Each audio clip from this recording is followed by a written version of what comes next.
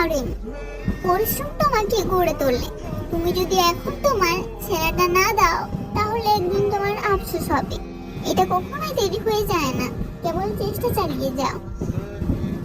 নিজেকে ভালোবাসো, তোমার চারপাশের মানুষকে ভালোবাসো, শান্তি ছড়িয়ে দাও।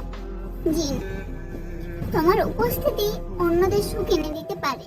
আশা করি তুমি এটা মনে রাখবে। নিজের জীবন নিজের মতো করে বাঁচো, খুব বেশি চাপ নিও না। হার মানলেও কোনো সমস্যা নেই। সুগা, অন্য কারো স্বপ্নের মধ্যে বন্দী হয়ে থেকো না, ভয় পেও না, চিন্তিত হয়েও না। শেষ আর শুরু এই দুইটা একসাথে জুড়ে থাকে। যাই হোক, তুমি যদি কঠোর পরিশ্রম না করো তাহলে ভালো ফলাফল আশা করা যায় না। নিজেকে বিশ্বাস করো, স্বপ্নের দিকে এগিয়ে যাও। জিমিন, নিজের পথে এগিয়ে চলো, চাইলেও সবাই তোমাকে থামাতে পারে